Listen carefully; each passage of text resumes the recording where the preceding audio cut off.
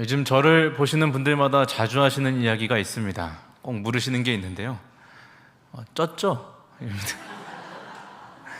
쪘네요. 부었어요. 이런 이야기를 많이 하십니다. 네, 여러분의 성원에 힘입어서 많이 부었습니다. 네, 이제는 많은 분들께서 이제 꼭 덧붙이시는 말이 있어요. 지금이 보기가 좋습니다라는 말인데요. 더는 안 되겠다 싶어서 최근에 헬스장에 등록을 했습니다. 네, 이제 등록을 해야 뭐라도 운동을 하겠다 싶어서 가게 되었습니다. 요즘은 보통 헬스장에 들어가시면 이제 처음 등록을 하게 되면 이제 고객 유치 차원에서 한 번 정도는 무료로 이제 개인 레슨을 좀 해줍니다. PT를 받게 하려고 영업을 하는 거죠. 갔더니 이제 처음 가니까 상담을 좀 해주면서 체중도 재고 근육량도 재고 이렇게 하면서 상담을 해줍니다. 그러면서 저한테 이제 더 나은 목표를 제시를 해주는 거예요. 회원님을 이렇게 보니까 여기서 운동을 조금만 제대로 하시면 멋진 몸이 될 수 있을 것 같아요라고 이제 감언이설로 저를 현혹하는 거죠. 운동하라고. 그래서 뭐 살 조금만 빼고 근육량 조금만 만들고 그러면 딱 좋습니다, 딱 좋아, 몸이 아주 좋습니다, 막 이런 이야기를 하면서 같이 운동 좀 해보자고 이렇게 저를 이렇게 꼬십니다. 그러고 이제 한 번을 같이 운동을 하는데요. 그때 이제 트레이너분이 저에게 해준 이야기가 있었습니다. 우리 몸의 근육이 어떻게 커지는지 아십니까? 그 트레이너가 이야기를 해주기를, 우리가 근육을 키우려면 운동을 하는데 그냥 운동을 하는 게 아니라 한계를 넘어서서 근육을 찢어야 근육이 커진다라고 합니다. 근육이 찢어져야 그 찢어진 자리에 상처가 아물면서 새살이 돋고 그러면서 근육이 빵빵하게 커지게 되는 겁니다. 그러기 위해서 저에게 강조한 한 가지 중요한 게 있었습니다. 그게 바로 한계가 왔을 때 포기하지 말고 도전하는 자세였습니다. 어렵고 힘들다고 포기해버리면, 딱 한계가 왔을 때 포기해버리면 상처가 안 나기 때문에 근육이 안 커진다는 거예요. 성장을 하지 못한다는 겁니다. 근데 그 한계를 뛰어넘어서 끝까지 막 쥐어 짜내고 아플 정도까지 쥐어 짜내면 근육이 찢어지고 성장하게 된다는 거예요. 저보고 아파야 된다 그러더라고요. 네. 여러분, 그런데요, 우리가 근육뿐만 아니라 우리 자신도 사실 살면서 끊임없이 성장해야 합니다. 아이일 때 우리는 계속해서 자라납니다. 근데 어른이 되면 성장이 멈춰버립니다. 근데 어느 날 이 설교를 준비하면서 이런 생각이 들었습니다. 우리가 어른이 되어서 성장이 멈추는 게 아니라 성장이 멈췄을 때 어른이 되는 건 아닐까 하는 생각을 해봤습니다. 여러분, 아이는 자라나는 것을 두려워하지 않습니다. 오히려 빨리 자라나고 싶어 합니다. 근데 자라는 건 뭐예요? 계속 다치면서 자라나는 겁니다. 뼈가 늘어지고 다시 채워지면서 키가 크고요. 그리고 근육이 찢어지고 근육이 다시 채워지면서 몸이 커집니다. 상처가 나고 아물면서 피부가 단단해집니다. 그러면서 성장하는 겁니다. 그런데도 불구하고 아이는 다치는 것을 두려워하지 않습니다. 자전거를 열심히 타다가 넘어져서 무릎이 까져도, 축구를 하다가 공에 눈이 맞아서 눈탱이가 반탱이가 되어도, 그래도 불구하고 아이는 또 나가서 또 자전거를 타고 또 축구를 합니다. 친구랑 싸워서 마음이 커지는 것도 그런 거죠. 친구랑 싸워서 마음에 상처가 나도 이 아이는 또 나가서 또 새로운 친구를 사귀입니다. 아이는 그렇게 다치는 걸 두려워하지 않기 때문에 나이마다 한계를 넘어서고 상처가 나고 아물면서 몸도 마음도 그렇게 쑥쑥 자라나게 되는 거죠. 그런데 언제 어른이 됩니까? 다치는 걸 두려워할 때 어른이 됩니다. 그렇죠?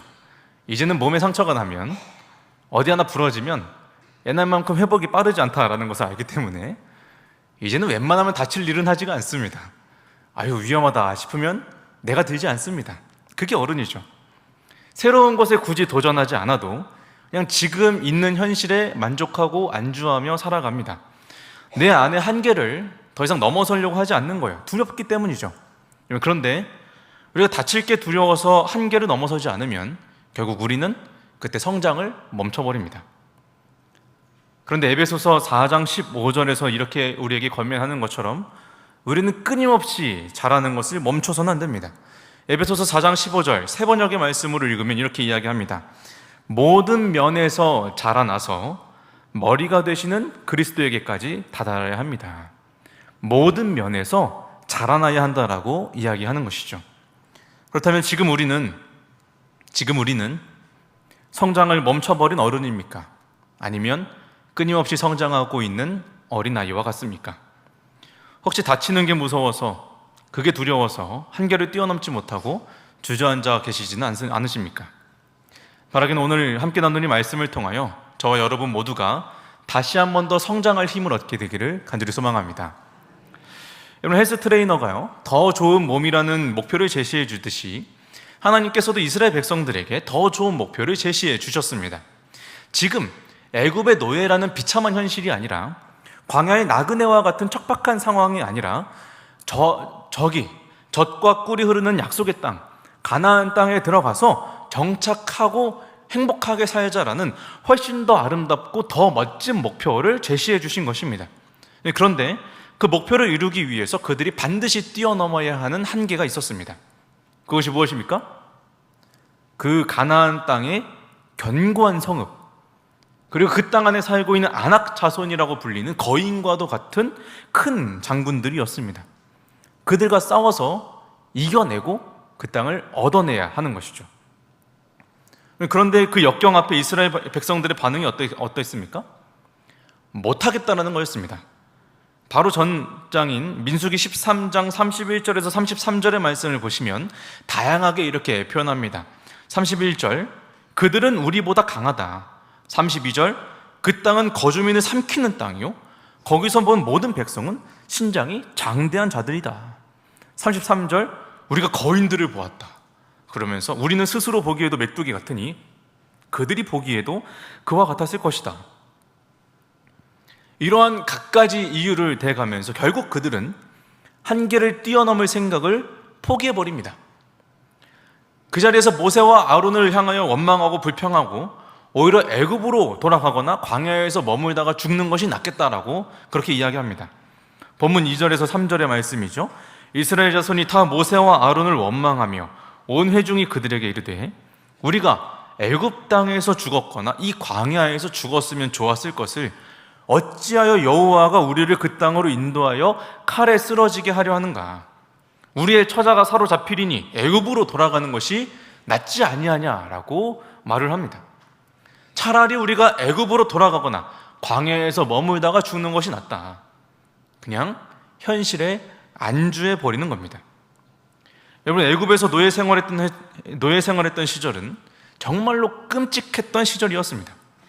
매일 새벽같이 일어나서 매일 죽도록 수고하여도 그들에게 주어지는 것은 아무것도 없는 비참한 시절이었단 말이죠.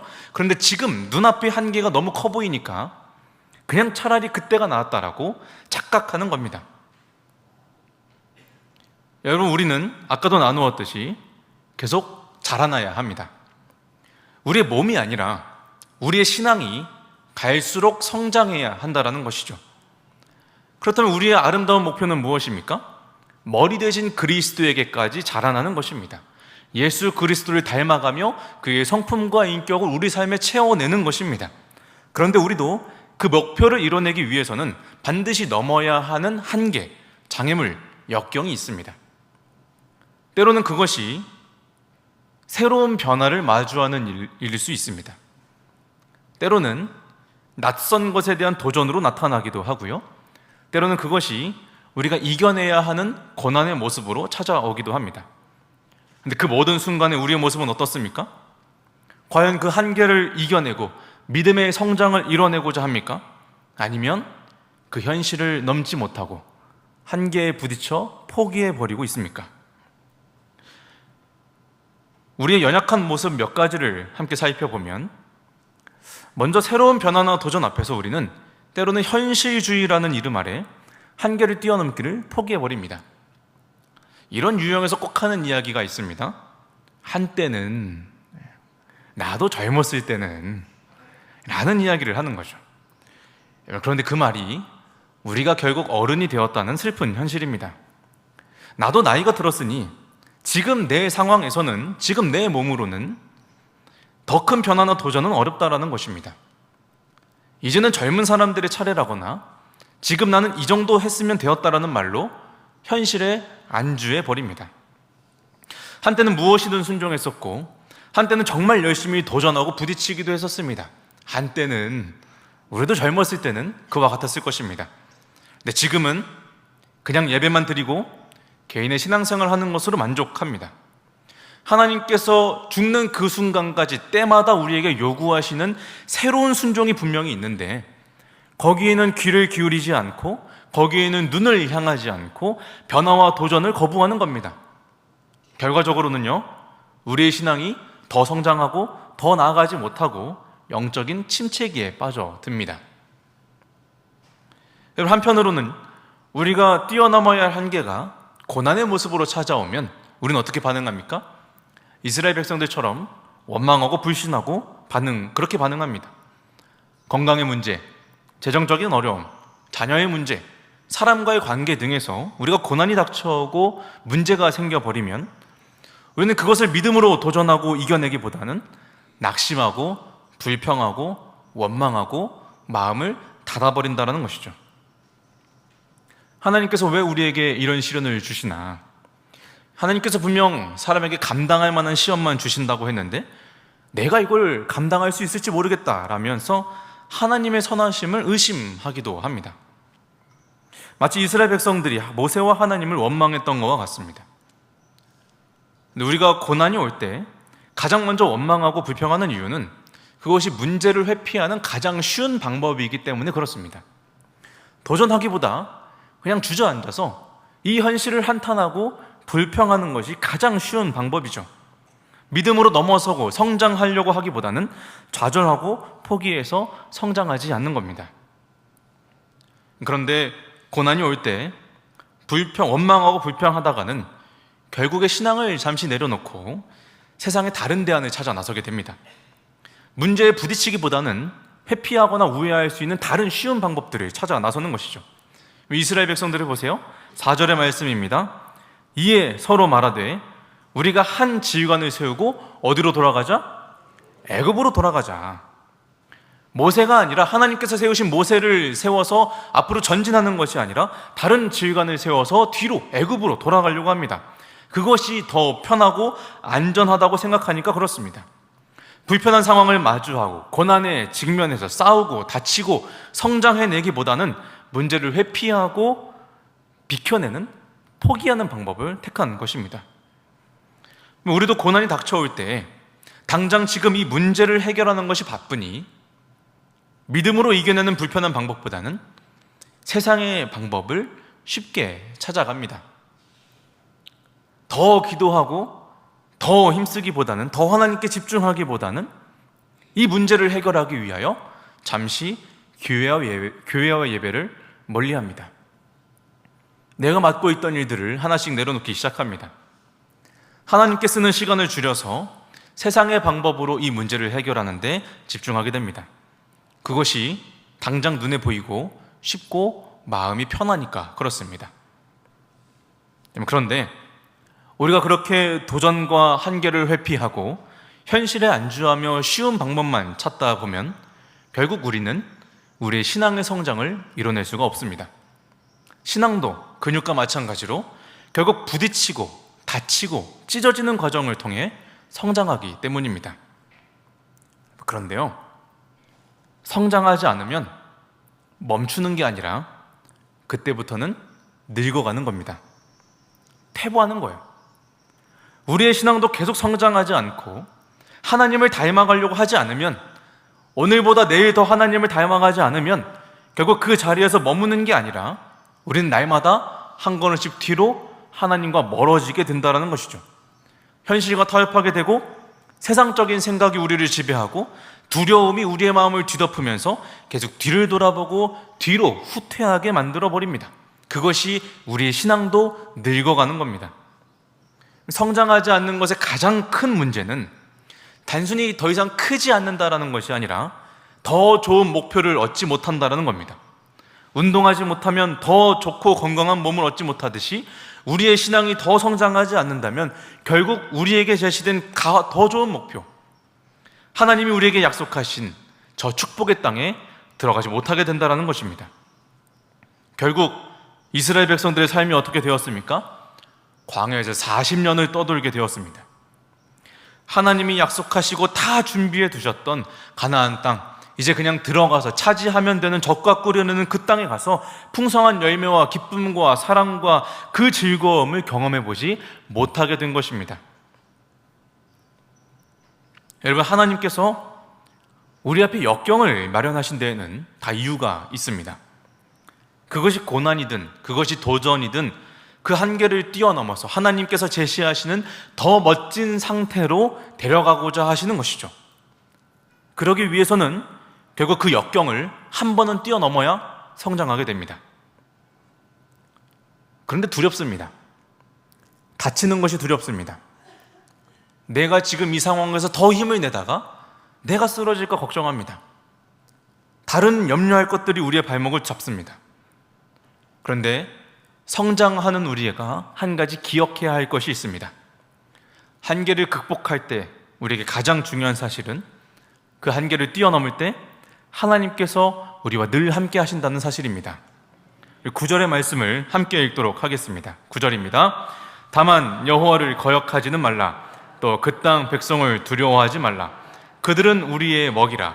그들의 보호자는 그들에게서 떠났고 여호와는 우리와 함께 하시느니라. 그들을 두려워하지 말라 하나. 아멘. 무엇입니까? 여호와가 우리와 함께 하시니 그들을 두려워하지 말라.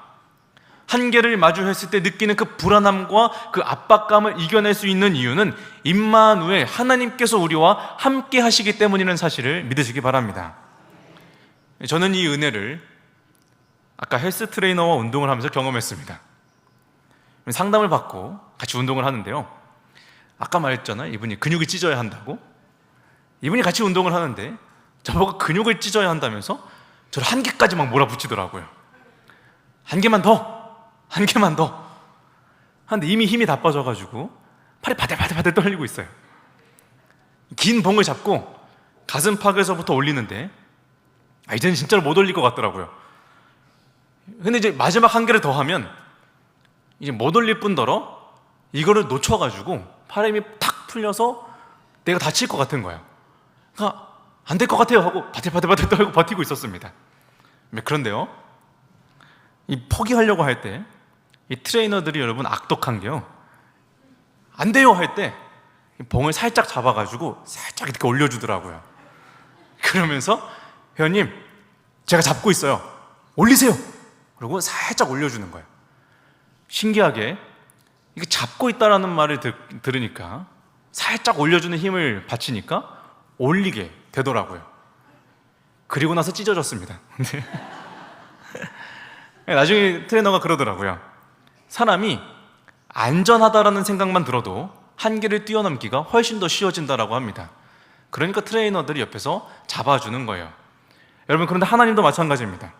하나님께서 우리에게 더 좋은 목표를 제시하시고 여기로 가자, 이를 위해서 한계를 뛰어넘자라고 하실 때에는 그냥 우리 보고 하라는 것이 아니라 하나님이 그 역경을 뛰어넘을 수 있도록 함께 하시고 도우신다라는 겁니다. 우리가 안전하게 뛰어넘을 수 있도록 우리를 바치고 계신다라는 거예요. 그러므로 우리가 다칠 것을 염려하면서 포기하지 않을 수 있는 이유는, 우리가 두려워하지 않고 담대할 수 있는 이유는 하나님이 우리와 함께 하시고 하나님이 우리를 안전하게 바치시기 때문입니다. 하나님은 이미 이 사실을 이스라엘 백성들에게 베푸셨습니다. 같은 이야기라는 신명기 1장에서 모세는 하나님이 이미 우리를 도우셨다라는 이야기를 하면서 이렇게 표현합니다. 신명기 1장 31절입니다. 광야에서도 너희가 당하였거니와 사람이 자기 아들을 안는 것 같이 너희의 하나님 여호와께서 너희가 걸어온 길에서 너희를 안으사 이곳까지 이르게 하셨느니라. 하나님께서 이미 너희를 안전하게 바치고 계신다라는 겁니다. 그 대표적인 예시가 무엇입니까? 낮에는 구름 기둥으로, 밤에는 불 기둥으로 그들을 지키신 일입니다. 물도 없어요. 쉴 그늘도 없어요. 추위를 막아줄 것도 없어요. 한계투성인 광야를 그들이 어떻게 지나서 어떻게 여기까지 왔습니까? 하나님께서 그들과 함께 하시고 하나님께서 그들을 도우시고 하나님이 그들을 지키셨기 때문에 그들이 도저히 넘을 수 없었던 광야라는 한계를 넘어서 여기까지 오게 된 것입니다. 이처럼 하나님이 우리와 지금까지 함께 하셨다는 사실을 깨달으면, 우리가 안전하다는 사실을 깨닫게 되면 우리는 다칠 것이 두려워 성장하지 못하게 되는 일은 없을 것입니다. 바라기는 하나님이 우리와 함께 하신다는 사실을 굳게 믿고 한계를 뛰어넘는 저와 여러분이 되시기를 간절히 소망합니다. 이제 말씀을 마치고자 합니다. 우리는 저 천국에 이르기까지 성장하기를 멈춰서는 안 됩니다. 계속해서 그리스도를 닮아가며 그의 장성한 분량에 이르기까지 계속 부딪히고 도전하며 자라가야 할 것입니다. 예전에요, 우리가 랍스터라고 부르는 이 바닷가재가 어떻게 성장하게 되는지에 대한 이야기를 들은 적이 있습니다. 한 유대 랍비가 나와서 설명을 하는데요, 바닷가재의 껍질이 굉장히 단단하잖아요. 근데 몸이 자라면서 껍질이 같이 자라는 게 아니라 단단한 껍질은 그대로 있는 겁니다. 그러면서 점점 자라면 껍질이 불편해질 거 아니에요? 그럼 바닷가재가 어떻게 합니까? 돌 밑으로 숨습니다. 안전한 돌 밑으로 들어가서 탈피를 하는 겁니다. 그러면서 새로운 껍질을 얻고 더 몸이 커져 가게 되는 겁니다. 자신의 껍질이 자신을 가두고 옥죄는 한계가 되었을 때 이것을 벗어내는 도전을 해야 새로운 껍질을 얻고 성장하게 된다는 것이죠. 다칠 것이 두려워서 자신의 연한 속살을 훤히 드러내는 도전을 하지 않으면 랍스터는 결국에 성장할 수가 없게 되는 것입니다. 그래서 이걸 본 유대 랍비가 이런 말을 했습니다. 만약에 랍스터에게 의사가 있었다면 그는 성장하지 못했을 것이다. 만약 의사가 있었다면 랍스터가 불편할 때마다 의사를 찾아가서 이렇게 이야기하는 거죠. 신경안정제 좀 놔주세요. 그냥 이게 무통약 하나 맞고 끝내버리는 겁니다. 그러면 그냥 성장하지 못하고 그 자리에 굳어져 버리고 마는 것이죠. 근데 그가 현실에 안주하지 않고 스스로 깨고 나오려는 도전을 했기 때문에 그가 성장할 수 있게 되는 겁니다. 이와 같은 예시를, 믿음을 잘 보여준 한 사람이 있습니다. 바로 오늘 본문에 등장하며 말했던 갈렙이라는 사람입니다. 가나안 땅을 정복할 때 갈렙의 나이가 85세였습니다. 지금도 그렇지만 성경에서 강건하면 80이라 말했던 것을 생각하면 당시 갈렙의 나이는 매우 고령의 나이였습니다. 그럼에도 불구하고 갈렙은 믿음으로 도전할 줄 알았던 여전히 성장하는 사람이었습니다. 여호수아 14장 11절 12절의 말씀인데요, 11절은 제가, 12절은 같이 읽어보도록 하겠습니다. 모세가 나를 보내던 날과 같이 오늘도 내가 여전히 강건하니 내 힘이 그때나 지금이나 같아서 싸움이나 출입에 감당할 수 있으니, 같이 읽겠습니다. 그날에 여호와께서 말씀하신 이 산지를 지금 내게 주소서. 당신도 그날에 들으셨거니와 그곳에는 아낙 사람이 있고 그 성읍들은 크고 견고할지라도 여호와께서 나와 함께 하시면 내가 여호와께서 말씀하신 대로 그들을 쫓아내리이다 하니. 아멘. 상황은 똑같습니다. 견고한 성읍이 있고 아낙 자손이 있습니다. 그런데 그는 다치는 것이 두려워서 주저하거나 전투에서 빠지지 않았습니다. 그가 여전히 강건하고도 담대한 모습으로 나가서 싸우고 정복하겠다고 말했던 사람이었습니다. 그럴 수 있는 이유가 무엇입니까? 여호와께서 나와 함께 하시면, 하나님께서 함께 하신다는 믿음이 있기에 여전히 도전하고 성장했던 것이죠. 여러분, 다칠 것을 두려워하지 않는 성도가 성장합니다. 시간이 없어서, 체력이 안 돼서, 이제는 나이가 들어서, 낯선 것이 두려워서 내가 다칠까봐 핑계하는 것들은 더 이상 우리를 성장시키지 못합니다. 그런데 우리가 그 한계를 뛰어넘을 때 때로는 다치더라도 그 속에 새살이 돋으며 우리는 성장하게 될 것입니다. 바라기는 하나님이 지키신다는 굳건한 믿음 위에 다칠 것을 두려워하지 않는 아이와 같이 담대하게 하루하루 성장해가는 저와 여러분의 믿음이 되시기를 간절히 소망합니다. 기도하시겠습니다.